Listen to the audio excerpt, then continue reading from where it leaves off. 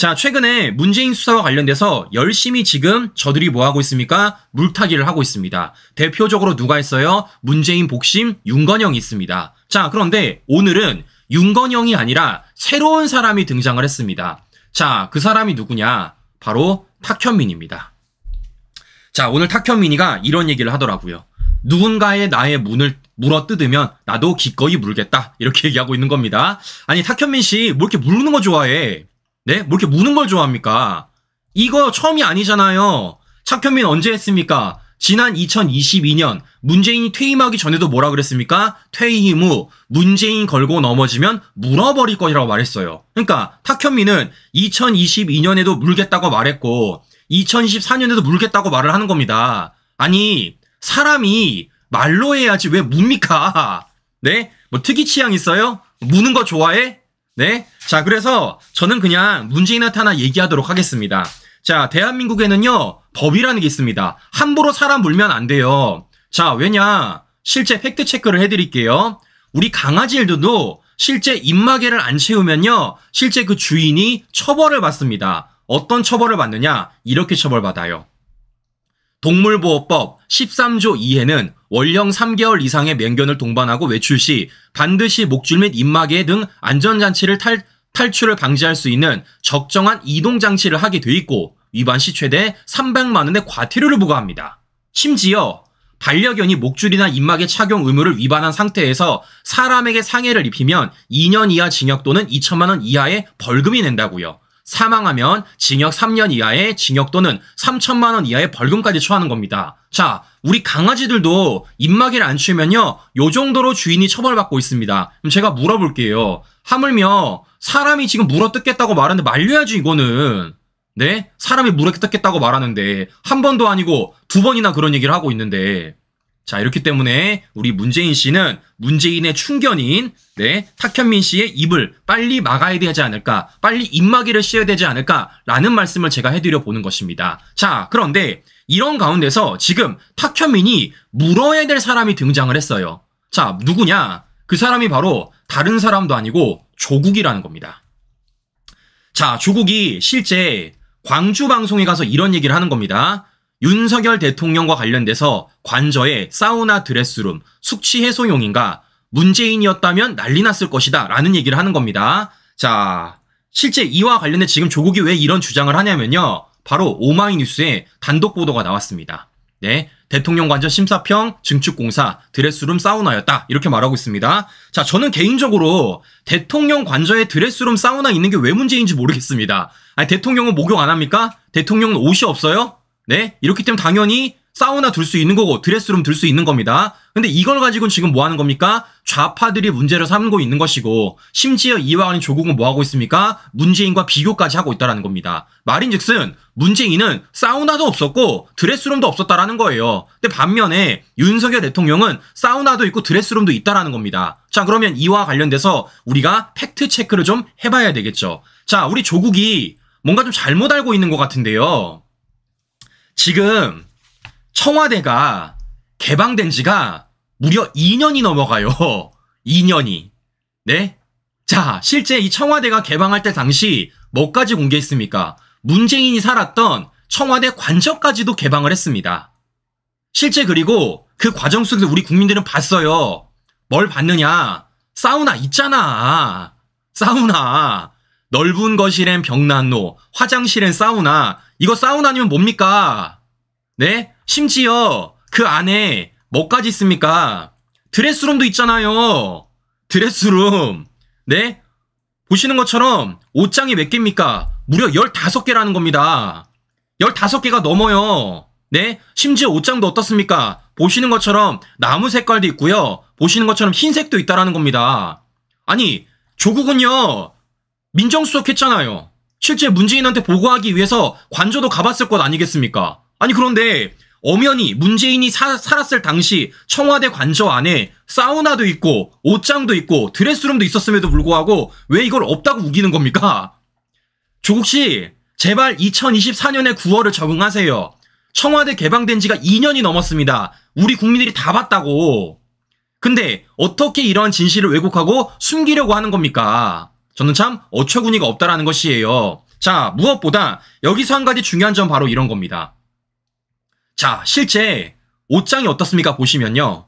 옷장이 하얀 색깔 옷장이 있다라는 겁니다. 자, 보시더라도 되게 어색해요. 그러니까 누가 보더라도 이 하얀 색깔 거울 달린 옷장이 갑자기 들어왔다는 걸 우리가 확인해 볼 수 있다는 것이죠. 왜겠습니까? 인테리어적으로 보더라도 바닥이 나무색이고 맨 뒤쪽에 있는 옷장이 나무색입니다. 근데 이게 갑자기 하얀색 거울이 달린 옷장이 들어왔다라는 거예요. 그것도 두 동이나. 여길 보더라도 뭐 하는 겁니까? 옷이 얼마나 많았는지를 확인할 수 있는 것이고 이 옷장 안에 옷을 넣기 위해서 이 하얀색 옷장을 더 추가했을 가능성이 매우 높다라는 겁니다. 자, 왜겠습니까? 우리는 아는 게 있습니다. 뭘 아는 겁니까? 김정숙이 옷이 몇 벌이야? 네티즌만 찾은 것만 의상이 178벌입니다. 액세서리가 207개라고요. 이게 10분의 1이라고요. 우린 알잖아요. 이런 옷도 있다는 것, 이런 옷도 있다라는 것. 심지어 뭐가 있습니까? 김정숙의 진주반지. 네? 실제 김정숙이 저렇게 진주반지를 끼고 성금을 넣고 나서 몰래 이 진주반지를 뒤집은 사건. 우리 다 알고 있습니다. 자, 그럼 제가 물어보는 겁니다. 이렇게 많은 김정숙 옷을 보관하기 위해서라도 청와대 관저 안에 뭐가 있어야 됐던 겁니까? 옷장이 있어야지. 근데 이와 관련돼서 조국이 있는 것도 없다라고 지금 우기고 있다라는 것입니다. 저는 이쯤 되면 조국이 이걸 문재인을 먹이기 위해서 오히려 이런 말을 하지 않을까라는 생각이 든다라는 거예요. 자, 그런데 중요한 건 뭐겠습니까? 그 관저 안에 문재인이랑 김정숙만 살았던 게 아니라 누구도 살았던 겁니까? 잘 아시는 것처럼 딸내미도 살았다라는 거예요. 그것도 1년 넘게. 태국에 가고 나서, 태국에 돌아오고 나서 실제 문재인 정권 청와대 안에 살았다라는 겁니다. 그럼 제가 물어보는 겁니다. 앞서 말씀드렸던 청와대 관저 안에 있는 이 사우나, 이거 문다이 안 썼겠어요? 제가 앞서 말씀드렸던 청와대 관저 안에 있는 이 드레스룸, 이거 문다이가 안 썼겠습니까? 썼을 가능성이 매우 높다라는 것이죠. 자, 이렇기 때문에 이와 관련돼서 뭐 하는 겁니까? 밝혀야 된다. 여러 차례 말씀을 드렸던 것입니다. 근데 뭐 하고 있습니까? 이와 관련돼가지고 문재인, 김정숙, 문다이는 입을 꾹 다물고 있고 오히려 윤건영과 조국이란 사람이 나와가지고 이걸 열심히 물타기를 하고 있지만 그 물타기가 전혀 안 되고 있다라는 말씀을 제가 해드려 보는 겁니다. 자, 본질은 뭐겠습니까? 어디서 어떻게 샀냐는 거예요. 어떤 돈을 가지고 어떻게 이러한 집기류를 샀느냐, 어떤 돈을 가지고 이런 옷을 샀느냐, 어떤 돈을 가지고 그러한 집, 부동산 구매를 했느냐라고 우리가 본질적으로 물어보는 겁니다. 자, 왜겠습니까? 실제 기억하시겠지만요. 청와대 관저가 공개되었을 때 잘 아시는 것처럼 그 내부가 텅텅 비었어요. 텅텅 비었습니다. 실제 사람이 사는 곳이기 때문에 침대도 있고 식탁도 있고 의자도 있고 굉장히 뭔가 많았어야 됐는데 보셔서 아시겠지만요. 텅텅 비어 있었다고요. 자, 그런 가운데 어떤 게 터졌습니까? 실제 집규류가 사라졌다라는 얘기가 있었습니다. 그 중에 대표적인 게 뭐예요? 바로 식탁입니다. 식탁. 청와대 관저 안에 있었던 식탁. 근데 그와 유사한 식탁이 어디서 발견됐습니까? 문재인 양상 사저에서 발견이 되었다라는 겁니다. 그래서 이와 관련돼가지고 야, 이거 어떻게 된 거야? 라고 물어보니까 그 당시 문재인 정권이 뭐라 그랬습니까? 그거 문재인 사비로 샀다고 말을 했어요. 우리가 물어보는 겁니다. 정말 사비로 샀다라면 그 사비와 관련 내역을 까라고. 네? 김정숙 옷과 관련돼서도 정말 문재인 돈으로 샀다라면 내역을 까고 식탁도 문재인 돈으로 샀다면 내역을 까고 김정숙이 문다이한테 보낸 그 현금 5천만 원도 정말 문재인 돈이라면 내역을 까라는 겁니다. 근데 이들은 뭐 하고 있습니까? 까라는 건 안 깔고 오히려 엄포만 놓고 있다라는 거예요. 자, 보시는 것처럼 지금 이런 것들이 하나 둘 걸려나오고 있음에도 불구하고 이들은 뭐 하고 있습니까? 오히려 이것을 물타기하고 있지만 그 물타기가 전혀 안 되고 있다라는 말씀을 제가 해드려 보는 것입니다. 자, 게다가 최근에 뭐 하고 있습니까? 검찰이 실제 문다이와 관련돼서 압수수색이 들어갔습니다. 자, 이러니까 문다이가 뭐 하고 있습니까? 원포를 놓잖아요. 이쯤 가면 막 하자는 거지요. 더 이상 참지 않겠다. 심지어는 감성팔이 했잖아요. 그 돌 누가 던졌을까? 왜 하필 내가 맞았을까? 심지어 자신을 뭐로 비유했습니까? 개구리로 비유했습니다. 개구리로. 자, 그런데 오늘 이와 관련해서 국민의힘 의원 한 명이 문다이를 제대로 얘기를 해줬습니다. 문다이는요, 개구리가 아니에요. 문다이는 뭐냐? 캥거루라는 겁니다. 그냥 캥거루도 아니고 모렴치한 캥거루라는 겁니다. 바로 오늘 권선동 의원이 얘기한 겁니다. 실제 권선동 의원이 이와 관련돼서 어떤 얘기를 하는지 우리 시청자 여러분들에게 간단하게 영상 보여드리고 방송 이어가 보도록 하겠습니다. 들어보시면요. 비유가 기가 막혀요. 한번 들어보십시오. 그런데 과거 문재인 대통령은 다른 전임 대통령들에게는 대통령으로 예우할 것이 아니라 그냥 피의자로 다뤄라. 즉각적인 강제 수사를 촉구한다라고 말했습니다. 이처럼 문재인 대통령은 상황에 따라 자신의 말을 180도 뒤집은 것입니다. 한편 그분의 딸인 문다혜 씨는 검찰 수사를 비판하면서 자신을 돌에 맞은 개구리라고 표현했습니다. 그 말에 동의하시나요? 제가 평가할 일은 아니라고 생각합니다. 제가 보기에 이분은 억울한 개구리가 결코 아닙니다. 모렴치한 캥거루입니다. 만약에 대통령 딸이 아니었다면, 대통령 사이가 아니었다면, 그 대통령이 매간비직을 하지 않았다면 어떻게 그런 호사를 누릴 수 있었겠습니까? 그러므로 저는 이 사건은 문재인 정부의 캥거루 게이트다 이렇게 보고 있습니다. 자, 들어보시는 것처럼 비유가 찰떡 아닙니까, 신규 여러분들? 여러 차례 말씀을 드렸지만 문다혜가 문재인 딸내미가 아니었다면 그 사위가 태국까지 가서 이상직 소유 항공사에 특혜 취업이 됐겠냐고요. 더 나아가 문다혜가 문재인 딸내미가 아니었다면 실제 청와대 관저 안에 1년 넘게 살할 수가 있겠냐고요.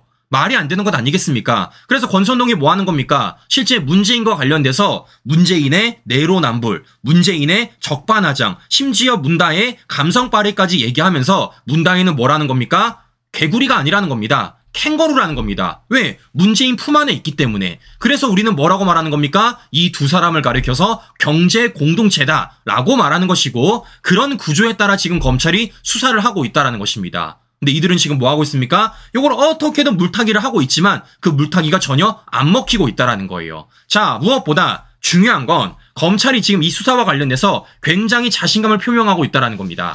자, 앞서도 제가 말씀을 드렸지만 실제 오늘 어떤 일이 있다고요? 문재인 사위 특혜 챙과 관련돼서 키맨의 증인신문이 있다고 말씀드렸습니다. 이 키맨이 누구라고요? 문재인 정권 당시 친인척 팀장이라고 말씀을 드렸습니다. 민정비서관실에 있다고 말씀을 드렸었어요. 법원이 실제 문재인을 피의자로 적시하며 통보까지 했다고 말씀을 드렸습니다. 근데 결론적으로 뭐 했습니까? 문재인은 불참했어요. 그럼 중요한 건 이런 겁니다. 오늘 실제 법원으로부터 증인신문을 받은 이 사람은 질문에 답을 했을까요? 결론적으로 모든 증언에 대해서 거부를 했다라는 겁니다. 실제 지금 알려지기로는 판사분이 75에서 80차례 질문을 했다라는 거예요. 근데 그 수십 차례의 질문을 모두 거부를 했다라는 겁니다. 모두 거부를. 자, 그런데 중요한 건 이런 겁니다, 신규 여러분들. 이런 겁니다. 검찰은 이걸 왜 했을까? 네? 어차피 이 사람이 거부할 것도 알고 있었고, 어차피 이 사람이 입국 다물 것도 알고 있었는데 왜 이 사람이 갑자기 이 사람과 관련돼서 증인전, 공판전, 증인신문을 했을까? 왜냐? 증거가 탄탄하기 때문입니다. 자, 실제 오늘 이와 관련 소식을 보니까요. 자, 이런 내용이 있습니다. 자, 검찰은 신 씨가 태국 동향 파악을 위해 직접 출국을 면담했고 의혹이 제기되자 이상직과 지속적으로 소통하며 각종 의혹에 대한 방안을 논의한 정황이 있다고 설명했다라는 겁니다. 또한 문재인의 딸 문다혜 부동산 등 사적 업무에 관여한 사실도 확인했다고 덧붙였다라는 거예요. 말인즉슨 뭐 하는 겁니까? 공개한 겁니다. 뭐와 관련해서 우리 증거 갖고 있다라는 겁니다. 실제 오늘 증인신문을 받았던 신모 씨, 이 사람이 태국의 동향을 파악하기 위해서 출국했다라는 내용도 갖고 있고요. 더 나아가 실제 문재인 사위 특혜 채용이 터지자마자 이상직과 어떻게 소통했는지 어떤 내용이 있는지 다 증거 갖고 있고요. 심지어는 이 사람이 문다혜 부동산과 관련된 사적 업무에도 직접 관여한 사실까지 다 들고 있다는 겁니다. 그만큼 증거를 다 들고 있다는 거예요. 자, 무엇보다 한 가지 중요한 사실이 더 있는데요. 바로 이겁니다. 자, 검찰은 신 씨의 주거지 압수의 과정에서 이상직의 형사사건을 변호한 더불어민주당 박희승 의원의 명함이 발견됐다는 겁니다. 신 씨에게 박 의원과의 관계를 묻기도 했는데 또한 신 씨와 이상직 사이에 2019년 1월부터 2020년 1월 사이 64차례에 걸친 전화통화와 메시지 발송 기록까지도 확인을 했다라는 겁니다. 그러니까 새로운 인물이 지금 떠오르고 있는 겁니다. 어떤 사람? 박희승. 자, 근데 이 사람이 뭐 했다라는 거예요? 이상직의 변호를 맡았고 그리고 이와 관련돼서 누구도 알고 있다라는 겁니까? 오늘 공판전 증인신문을 했던 키맨도 이 사실을 알고 있다라는 겁니다. 왜 알 수밖에 없느냐? 통화 내역이 걸렸잖아요. 무려 64차례. 뭐까지? 메시지 발송 기록까지. 그래서 뭐 하는 겁니까? 오늘 검찰이 데려다가 공판전 증인신문을 한 겁니다. 요 정도로 증거물을 갖고 있다라는 거예요. 요 정도로. 자, 그럼 중요한 건 이런 겁니다. 박희승이란 사람이 어떤 사람이냐? 지금 민주당 현역 의원입니다. 실제 이 사람 보시면요. 전북, 남원시, 장수군, 임실군, 순창군이라고 민주당의 따끈따끈한 지역구 받아가지고 이번에 배지를 단 사람이에요. 자, 그러면 이 사람은 문재인이랑 어떤 관계가 있느냐? 실제 이 사람 문재인을 통해서 정치에 거의 입문을 했었습니다. 2016년 당시 문재인이 인재 영입 10%로 영입한 사람이에요. 사진을 보여드리겠습니다. 바로 이런 사진입니다. 자, 그런데 이 사람이 지금 이번 문재인 사위 특혜 채용이 있어서 이상직의 변호를 맡았고, 더 나아가 오늘 키맨이라고 불리는 신모 씨 압수의 과정에서 이 사람 명함이 나왔고, 그런 과정 속에서 64차례 청와 내용과 심지어 메시지까지 발각이 됐다라는 겁니다. 즉 뭐 하는 겁니까? 실제 오늘 공판전 증인신문을 했었던 그 키맨이 어느 정도로 이 사안들을 뼛속들이 알고 있는지를 알고 있다라는 거예요. 그래서 뭐 하는 겁니까? 재판장에 데려다가 판사 앞에서 실제 증언을 하게 만들기 위한 겁니다. 아주 그냥 증거가 탄탄하다라는 것이죠. 자, 그런데 웃긴 건 뭐냐면요. 오늘 이 박희승이란 사람이 최근에 어떤 법을 냈냐? 바로 이런 법을 냈습니다. 수사기관 광범위한 계좌 추적 방지법을 발의했다라는 거예요. 자, 실제 제가 보도자료까지 보여드릴게요. 자, 보시는 것처럼 9월 4일입니다. 국회의원 박희승 의원 수사기관 광범위한 계좌 추적 방지법 발의. 참 신기하죠? 참 신기하죠? 아니, 왜 검찰이 문재인 부부 계좌를 압수하니까요? 왜 그런 법안을 발의하는 겁니까? 제가 물어볼게요. 검찰이 문재인 부부와 관련해서 계좌 추적하는 게 광범위한 겁니까? 더 나아가 문다혜와 관련해서 계좌 추적하는 게 광범위한 거예요?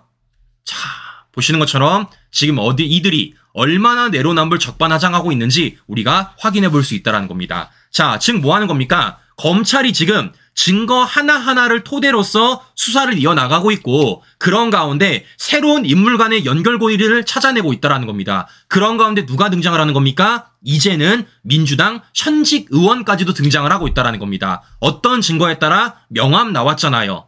64차례 통화 기록 나왔잖아요. 심지어 주고받은 메시지까지 나오지 않았습니까?